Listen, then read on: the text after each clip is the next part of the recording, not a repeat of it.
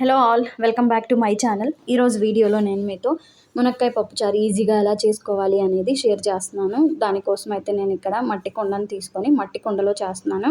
మీ దగ్గర మట్టి కుండ లేకపోతే నార్మల్ బౌల్స్లో అయినా చేయొచ్చు, అది మీ ఇష్టం. నా దగ్గర మట్టి కుండ ఉంది కాబట్టి నేను దాంట్లో చేసి చూపిస్తున్నాను అనమాట. సో దానికోసం అయితే నేను ఇక్కడ మట్టి కుండను పెట్టి దాంట్లో ఆయిల్ యాడ్ చేసేసి ఆవాలు, జీలకర్ర, మెంతులు యాడ్ చేసి తర్వాత ఆనియన్స్, పచ్చిమిర్చిని కూడా యాడ్ చేశాను.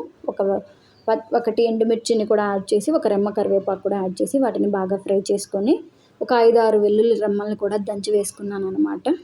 సో వాటన్నిటిని చక్కగా ఫ్రై చేసేసుకోవాలి. తర్వాత 2 టమాటోస్ని కట్ చేసి పెట్టుకున్నాను, ఆ టమాటోస్ని కూడా యాడ్ చేసేసాను. నెక్స్ట్ వచ్చేసి మునక్కాయలను కూడా వేసాను. ఇప్పుడు మనం పసుపు, ఉప్పు, కారాలన్నీ అడ్జస్ట్ చేసుకొని వేసేసుకోవాలన్నమాట. ఈ స్టేజ్లోనే అన్నీ వేసుకుంటాము.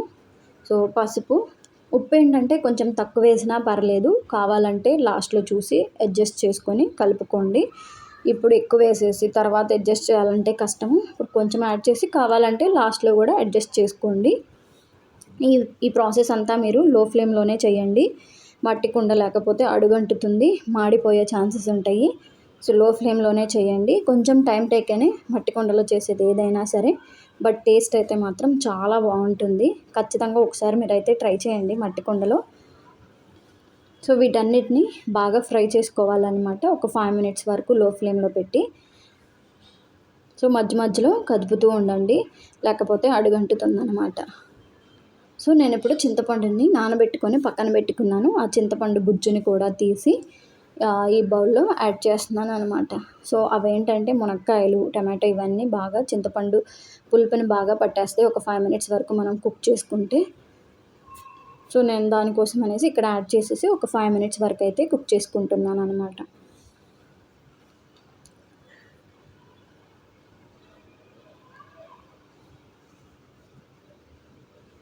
సో ఇప్పుడు నేనేంటంటే పప్పుని ఆల్రెడీ ఉడకబెట్టేసి పక్కన పెట్టేసుకున్నాను అనమాట.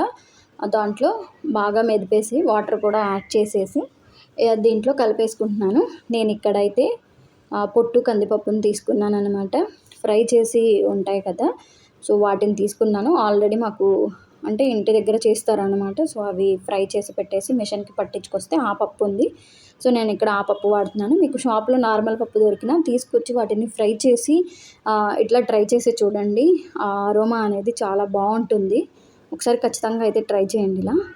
సో తర్వాత నేను వాటర్ ఎన్ని కావాలో అన్ని వాటర్ని కూడా యాడ్ చేసేసి ఇప్పుడు లో ఫ్లేమ్లో పెట్టి మొత్తం మరిగించుకుంటున్నాను అనమాట పప్పుచారుని. అరౌండ్ ఒక 20 minutes దాకా అయితే నేను మరిగించాను. మధ్యలో తీసి పైనుంచి కింద వరకు కదుపుతూ ఉండండి. మట్టి కుండ కాబట్టి మళ్ళీ అడుగంటే ఛాన్సెస్ ఉంటాయి. మధ్యలో కదుపుతూ ఉండండి.